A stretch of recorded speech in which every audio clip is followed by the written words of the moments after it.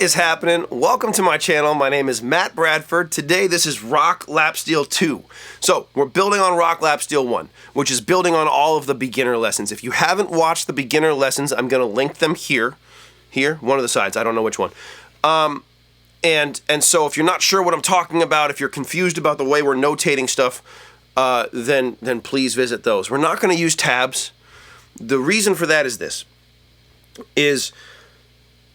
I am hopefully using these songs not as a way to teach you the song. I'm going to teach you the song, but the idea here is to learn these songs as a vehicle to understand what's going on.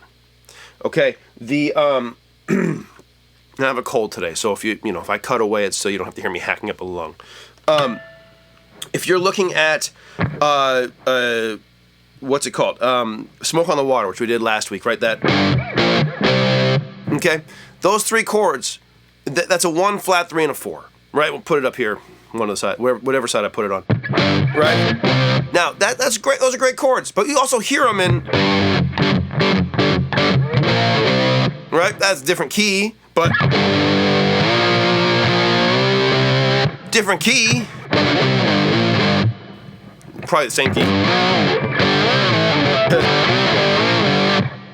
That would be hard to do without some open strings. I mean, I would do it. I would do something like that. But regardless, the point is, what we're talking about here is using these songs as a vehicle to understand what's happening. Because the more that we start to understand what's happening, you're going to see these same patterns occur over and over and over and over, especially in rock music, especially in blues music, especially in the kind of music that I tend to focus on. And if you're here, you're probably focused on the same stuff that I am, right? Probably. I mean, maybe not. I don't know. So that's what we're doing. The lesson materials for today are going to be on Patreon, just like every other set of lesson materials I've done. Please join me there. It's $5 a month, right? Trying to get this channel to be something that's sustainable. It's certainly not right now, but I'm trying. I have t-shirts for sale. They're over there, so I'm not even going to pull them out. Yes, I am. I have t-shirts for sale. This is my music project, right? Matt Bradford and the Apocalypse Machine. I also call these Apocalypse Machines. And so these are for sale, and there's some other ones coming. So by the time you see this, hopefully there's my, I got some other logos coming. The instruments are for sale. This one's the one I played with Tool. It is actually for sale right now on Reverb. That link is below. Or if you're overseas, or even if you're not, fire me an email at mattbradfordmusic@gmail.com, and then I will be able to give you a better price than a place that has fees and all that stuff. Is that everything? Finally, if you're getting something out of this lesson, you don't want to subscribe to anything, you don't want to buy a t-shirt, you just want to send me a tip. Like, hey man, thanks, I got something out of this that was really helpful. QR codes. I would really appreciate it. It would be appreciated. Okay, so we're gonna learn Seven Nation Army today. And the reason that we're going to learn it is because it does three really cool things. Number one, it's going to teach us a different way to look at the minor pentatonic scale. Number two, it's going to there's really only two parts. There's the riff, and then there's like this break from the riff. That's pretty much it. And then number three, it allows us. So number two. So it's gonna give us the finish the thought, idiot. It allows us to build and contract energy, right? We really only have this one riff for the most part that we're playing over and over and over again, but we're gonna build and contract the energy using that riff. And then finally, we can take a little solo around the riff as well, because that's kind of what Jack White does. He's not getting crazy with it. He's just playing the solo around the riff. So it gives us a way to sort of delve into leads in a way that makes sense. So let's start with this. The riff is really using the minor pentatonic scale. We are in the key of E today. Now, we are tuned to open D. You have some options here. You don't really need any open strings for this song. And if I were playing it where I was going to be sitting in with somebody and I was going to be taking a solo and stuff, E is a key where I would capo. I use these. These are the Hannah strut capos. I'll do a whole capo video at some point. I'm sure that would be fun for everybody. But I would capo here.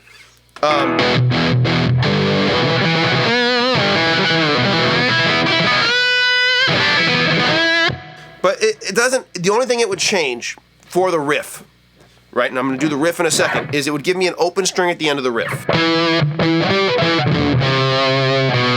Right, or I can move it. So I would have to figure out a way to do that with the open strings. But we're not going to do that today. We'll get into capos. We don't need one for today. The way this riff works is this. So check it out. Here's our minor scale. It's on one of the sides. I screw it up every time. I'm sorry. The riff, here's the riff written out in numbers. Now again, we're not using tabs. I don't know if I said this already, so let me just say it again real quick. Yeah, I did. I definitely said it because we're learning, you know, the concept behind the song. The song is a vehicle to learn the concept. This riff is in the minor scale. It's really minor pentatonic with the flat six, but okay. So look at the scale. The scale here, one side or the other. The minor scale, the minor pentatonic scale is still in red. We're only adding 2 notes to be in the minor scale. The 2 and the flat 6, which are in blue. The reason that I notate it that way is just so you can see where the pentatonic scale lives. In this case, the one note, right? E, the one note, the chord for E, is not at the first fret. It's not the open string. It's the 2nd fret. Okay? So, if I'm going to play this riff on the, let me move it up here. It's a better place to start. If I'm going to play this riff, I'm going to start on the 7th fret on my 5th string. 7th fret, 5th string. Okay? That's my 1. That's my 1. Now, I'm just going to go from 1 to flat 3 to 1. 1 twice. You can see it. It's written here. The riff is written 1, 1, flat 3, 1. Right? Flat 7, flat 6, 5. That's the whole riff. So we're really playing most of this scale. We're skipping the 2. Okay? Now, like everything, the notes are the least important part. We've already talked about how, you know, Smoke on the Water, those notes, if you play them with different rhythms, become different songs. Right? I don't know if I said that exactly, but those are the same notes every time. The space between the notes is what makes the song. Okay? There's only, in a pentatonic scale, there's 5 notes. In a diatonic scale, there's 7 notes. All right? So far, what we're talking about here with this riff, we're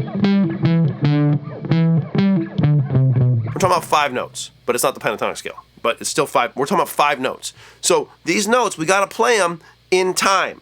I'm going to use just a kick drum, which is kind of how the song starts. Oh, I'm already playing wrong.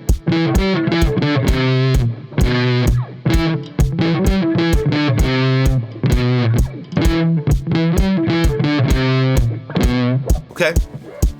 Now, I would encourage you to get a metronome or to play along with the song, but start by keeping it short, right? The song, the way it starts is with just the bass. We don't have a bass here. We're not trying to play bass, we're trying to play lap steel. This is going to be, no one's going to hear what I just played and go, what song was that? You know, oh, it was on bass, I didn't understand. Everybody knows it, right? So, that's how we start. It's 1, 1, flat 3, 1, flat 7, flat 6, 5. The key is going to be the rhythm, keeping it tight. You'll notice I'm muting everything. Right? There's that cool rhythm. Wait, right? Bum, bum. Keep it tight. Try it again.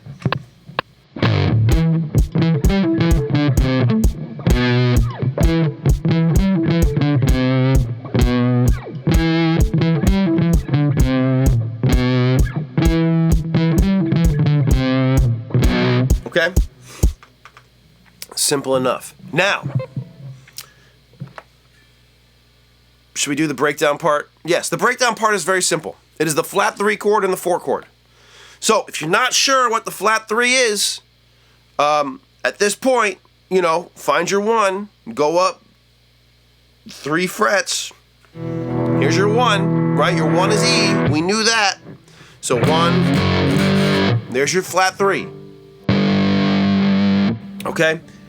Now, where was I? I was coughing up a lung. That's where I was. Check it. Okay, so it's the flat 3 and the 4. That's it. That's the break section, right? And this becomes the whole song. Okay, and what I'm doing, I'm playing the bottom 3 strings. I'm muting the top 3. If you haven't watched my video about muting, should I link it here? I'll try to link it here if I can remember, right? But basically, my fingers are going along the back 3 strings, and I talked about this in Rock 1 too. I can play all the notes, hitting all the strings. See, these fingers are laying across the strings. Now I'm going to try to be a little bit more precise than that. But my thumb is still hitting the 4th string, the 3rd string. Okay, so I'm muting it.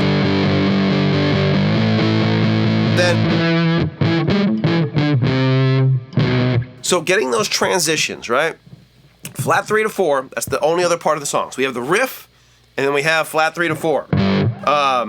And again, look, we can sit here and we can do tabs, and it can be 5 5 5 5 5 5 5 5 5 5 5 5 5 5 5 5 7 7 7 7. That doesn't make any sense. I'm telling you the chords. Use your ear, listen to the song, and just hear it. Because what we're going to do is we're going to develop the ear. Okay, that's one of the things. I remember there was an AC/DC song. I'm sure I've talked about this before, but there was an AC/DC song, and it's like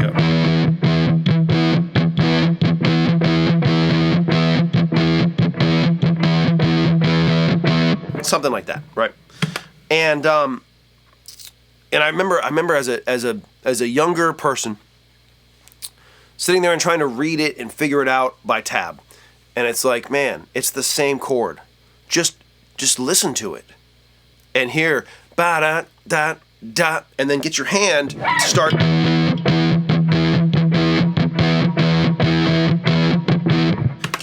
start doing what your ears are hearing. Let's focus more on what's happening here, and then marrying them together than using this. This is the least important part of music, your eyes. If that wasn't clear. Okay, so we have the riff, we have the break. Now, we have the riff here.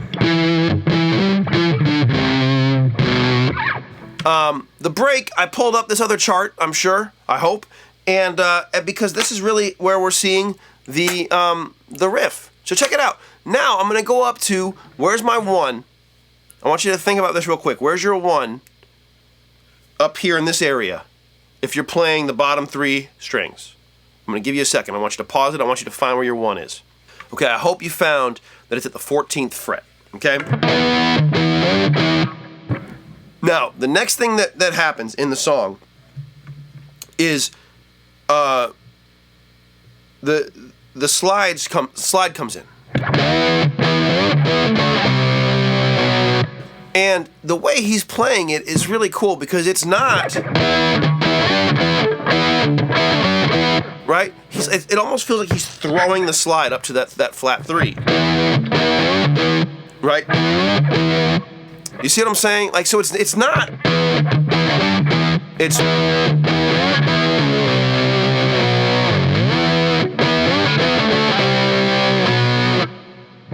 Okay, and so what we're doing there is I'm taking that note and I'm pulling it as. Okay, I'm sliding up to the 3, the flat 3. As soon as I get there, taking my slide off, but I'm muting. Muting really well, by the way. I'm using both hands to mute. Yeah. I'm using both hands to mute. Okay? But it's the same thing. 1, flat 3, 1, flat 7, flat 6, flat 5. 2 1s. 1 1, flat 3 1.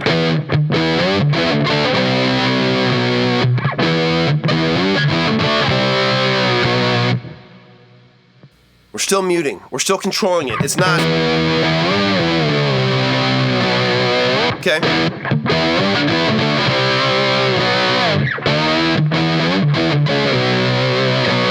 I'll play it in tune eventually. But you see what I'm saying? And then, we add a little variation. Okay? So we've gone from this to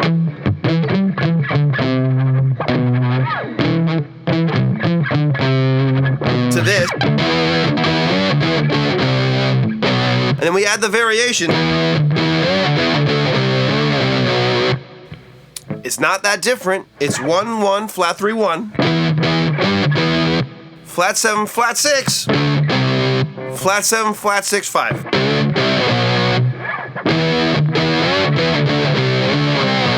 Okay? It's not changing a lot. But you can see that I'm muting and, you know, these strings aren't ringing, right?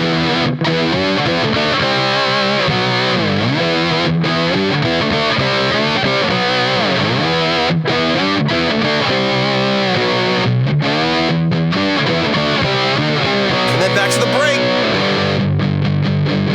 And then big and small.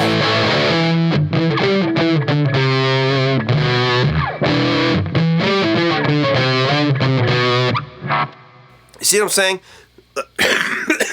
I'm back. Do you see what I'm saying? Like, it's we're getting some different size energies. So, camera's overheating. Computer's hopefully still recording. I'm gonna blow my nose and maybe like rinse out my face or something. And then we're gonna talk about the making it even bigger, and also like a little bit about soloing, just a little bit. There are no words for how much I hate being sick. I've tried to do this intro like 3 times. I have to keep like coughing and clearing my throat. It's awful. Anyway, whatever. Point is, the next step is this. We have this chart, whatever one it is. We're gonna add some higher notes, because what happens is he keeps adding more notes to the sound to make it sound bigger. Now we're in open D. This goes back to lesson 1, beginning lesson 1, the power chords. Now we have these top notes too. What I'm gonna do is I'm gonna pick the lowest note with my thumb, and the top 2 strings with, well, I'm going to use my middle finger and my ring finger, but you could do it with these 2. Okay, I'm just more comfortable that way.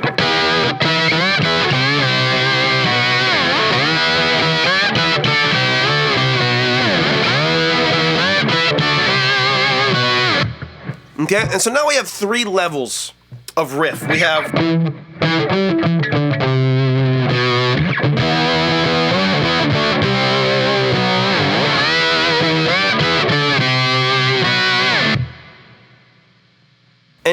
and so I hope you'll play along with the song, with the actual recording, because what a cool way to take a very simple riff and make it have so many layers and so many levels of complexity. So to do like a 4-minute song, sorry, to do a 4-minute song with like just that riff, like for the most part, and then obviously your 3 and 4.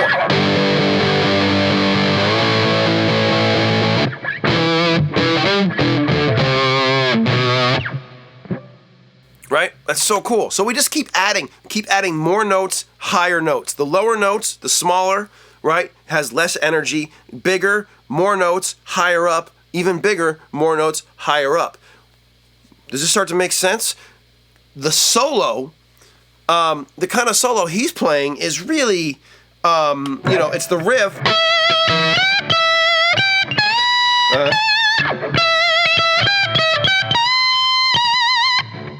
The solo is basically the riff, but in like a different spot, right? So it's still that 1-1, flat 3-1, and then flat 7, flat 6, and then you're just going higher up to the flat 6 to the flat 5. He's using the same notes for the most part. He might be changing up the rhythms a little bit.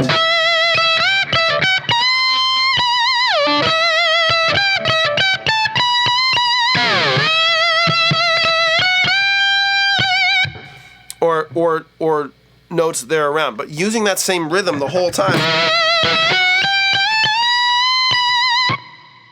So what you could do for the solo, and again, I'm not gonna. So 2 things about soloing. As we this is Rock Lap Steel 2. It's not gonna be super. If you really want to get into soloing, I have a million videos on it. But I should have started with this, but okay. I don't learn solos note for note, but I do want to find the bones. I want to find the bones of the song. I want to find the bones of the solo. If I'm doing something, you should recognize where it comes from, right? But then also, I'm not interested in playing it exactly like Jack White did. There's already a Jack White. I'm not interested in you playing it the way I do because there's already a me, you know? And one is enough. One of me is clearly enough. So the key here with the soloing is to take your pentatonic scale, your minor pentatonic scale, or your minor scale, right? Your minor scale's here, and use that rhythm. Bum, bum, bum, bum, bum, bum, bum. And you want to start on the 1, probably, just because of the way the song is working. We're going to start on the 1, and we're going to end on the 5 or the 2. Okay? That's it. Everything else...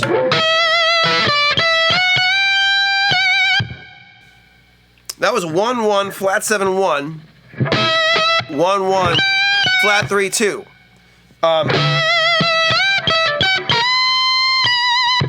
Right? 1-1-1, 1-1, flat 3-1, 1 flat 6-5. Like, it's just, we're taking that rhythm and we're going to apply it wherever we want, and that's going to give us a solo. And no one's going to have a problem if you're playing the scale. We're starting on the 1, and we're ending on either the 5 or the 2.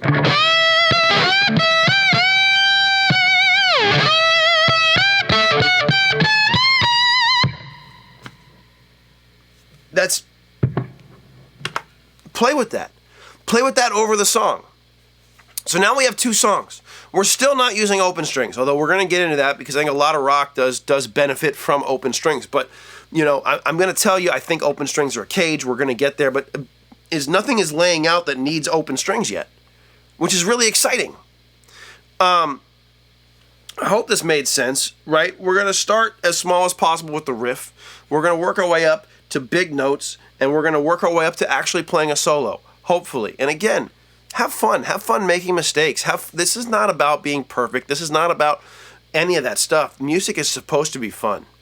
And at least for me, the stuff that I like is the stuff where people make mistakes. I don't want to see the record played live. I want to see the bones of the solo, but I don't want to see the same solo played live. I want somebody to improvise. That's the way I feel. You don't have to feel the same way. Your music is for you. My music is for me. And that's the way this all works together. So, I hope this was helpful. I hope that if you find it helpful, you'll join me on Patreon, or you'll leave me a tip, or you'll buy a t-shirt, and we can keep this thing going. And, man, thanks for hanging. You guys are rad.